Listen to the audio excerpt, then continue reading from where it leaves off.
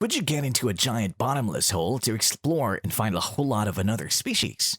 Meet Riko, a red whistle delver who lives in the Belchero orphanage. This is Riko's first solo excavation, and it'll change the entire trajectory of her young life. Her friend Nat is excavating in an area close to hers, so they travel together, getting into their usual squabbles. The intuitive but troublesome Nat makes an observation. The hammer beaks that usually disturb with their loud noises are nowhere to be found. The two youngsters decide to raid the nests of these animals, looking for some trinkets to take home. Riko's bag is now as full as possible and heavier than it has ever been. She calls out to Nat to help her. Suddenly, she hears a strange shrilling sound and rushes out to check it. To her surprise, she sees the deadly crimson splitjaw, an animal only found in the third layer of the abyss, standing over the injured Nat. Being a helpless girl and not an exactly smart one, Riko blows her whistle to signal for help. She's standing not so far from the animal, so it's no surprise that it hears her and begins to chase after her.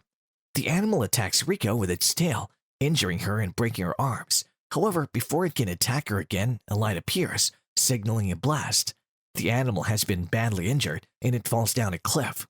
It'll be later revealed that a young boy, or let's call him a mechanical doll, with metal hands was the one who came to her rescue.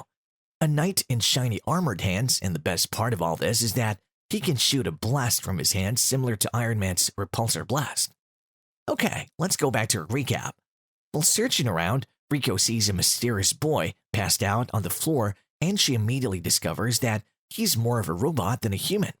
Riko and Nat take the boy out of the abyss, and wielding one of the mischievous techniques in their arsenal, they're able to sneak him into the orphanage. Riko and her friends at the orphanage try to wake him up, but it all proves futile. He finally awakens but chooses to go back to sleep, a decision that'll make him a victim of Riko's carelessness. She shocks the hell out of him, setting the dial to 20 instead of 2. Next, we get a brief explanation of the abyss. Simply put, it's a bottomless pit, or maybe not. Nevertheless, it's highly dangerous as it's filled with several aggressive creatures and also cave raiders. Some of them are savages.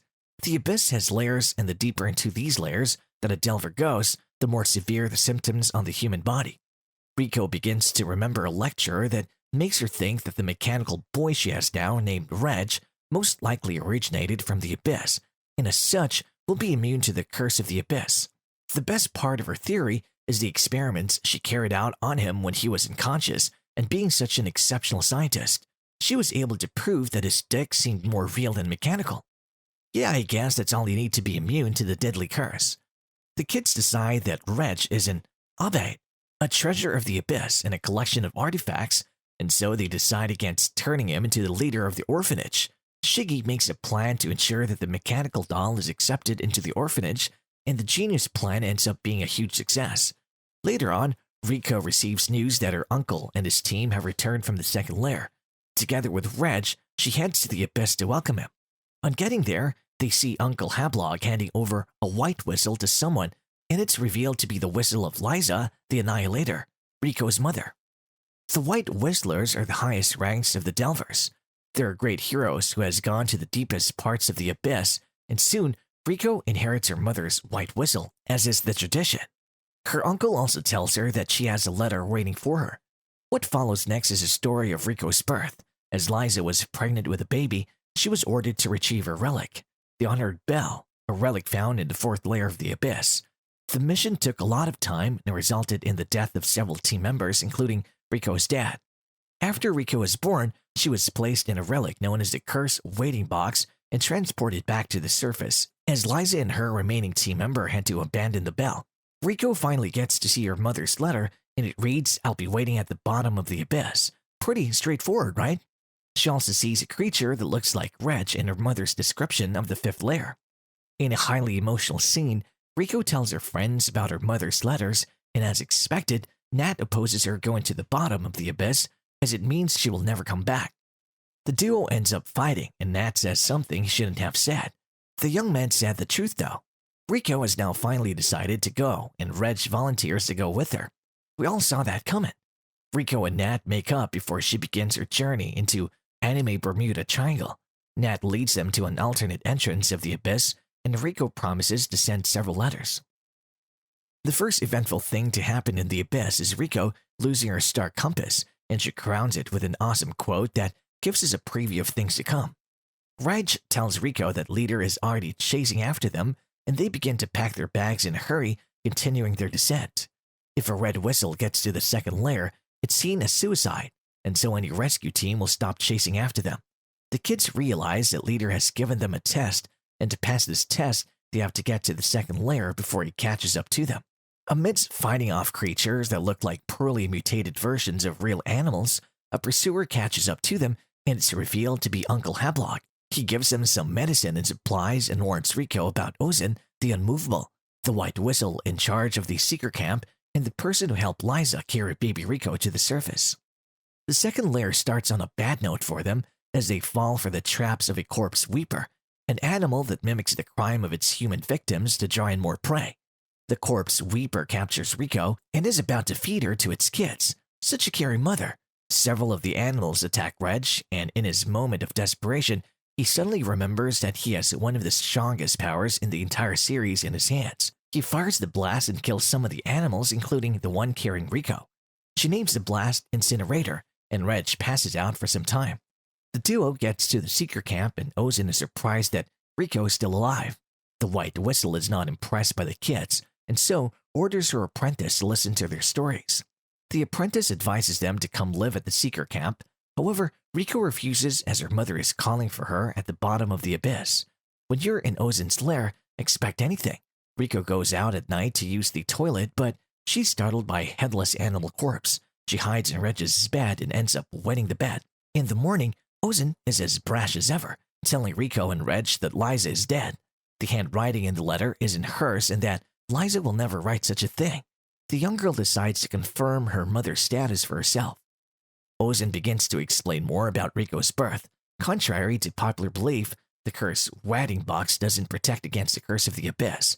She reveals to Riko that she was born as a stillborn, and when Ozin put her into the box, she started moving again. The white whistle begins to torment Riko, and Reg has to stand up for her. However, he's no match for the immovable sovereign, as she easily breaks free from his binds and slams him into the ground. Riko tries to get into the fight, but she's flicked away with just a finger, and the annihilation of Reg continues as Ozin the Unmovable keeps pounding him into the ground. It's soon revealed that the fight was staged. "Y'all got me there, it looked real AF." Ozin confirms to Riko that the supposed grave of Lyza is empty, and so she might be waiting down there. She decides to train the kids to make them more fit for their journey. The survival training begins. The duo have to spend 10 days in a section of the forest. The attacks keep coming from the crocodile-like animals and hippopotamus creatures. After completing this test, she tells them a lot of secrets of the white whistles and advises them to avoid the other white whistles in the fifth layer. Their descent into the abyss gets all the more serious as they reach the third layer. Here they are attacked by the same crimson splitjaw that attacked them in the beginning, and Reg is reluctant to use the incinerator due to the side effect that makes him unconscious for 2 hours. As they retreat from this beast, they land into the lair of a Monokajak, and Reg is forced to use the incinerator here. With Riko now in control, her bad decision-making will lead to funny scenes like when so many cute rabbit-like animals want to eat her because she smells like baracocha fruit. Arriving in the fourth layer, Reg notices something observing them, and soon an orb pierces her attacks. It injures Riko with its poisonous spikes, and when Reg cannot defeat it, he has to run, ascending higher in the fourth layer, and the effects are too much on Riko as she begins to bleed from all the orifices. A sight for sore eyes. The stakes have never been higher. Reg tries his best to save Riko. Nevertheless, she stops breathing, and the human robot cannot hold back his tears as he cries in anguish. A mysterious person with a tail arrives and helps to save Riko's life. The mysterious person reveals his name to be Nanachi. Nanachi and his friend Mitty have survived the curse of the sixth layer and have become hollows, losing their humanity. The plot has thickened, and this has gone beyond two kids jumping into a hole. After the kid bond over a plate of poorly made stew, Reg asks him for the secret to avoid the curse of the abyss, and after a moment of reluctance, Nanachi finally agrees. Nanachi explains the true nature of the curse using a third-grade artifact known as fog weave. It is a thin, transparent layer that surrounds people, and the effects are only felt when someone pierces through with the head or a vital organ. The force field that surrounds the abyss is the curse. Back on the surface, there are rumors of a birthday disease. Shiggy and Nat discuss this and worry about Kiwi's worsening condition. Nanachi places a transmitter in Reg's helmet, and they head back to where they encounter the orb piercer. Following the Hollow's instructions, Reg easily gets the upper hand but doesn't succeed in killing the animals as it flees from the battlefield. What happens next is something you won't see coming. Nanachi wants Reg to kill the immortal Mitty with his incinerator. It's revealed that Bondrewd, the White Whistle who Ozin was most skeptical of, was the one that tortured Nanachi and Mitty, using kids as experiments for the 6 Layers curse. Nanachi explains that Mitty has lost her humanity and her soul is now trapped in the curse form. Reg sees reasons with him and agrees to do it. After some time, Riko is finally awake, and when she's finally able to move her hands a bit, she asks Nanachi to join them in their descent to the bottom of the abyss. In the final scene, we then see Bondrewd as he realizes that Nanachi finally found a way to end Mitty's sufferings. And that's the end of the video. If you liked it, please subscribe to the channel and see you at the next one.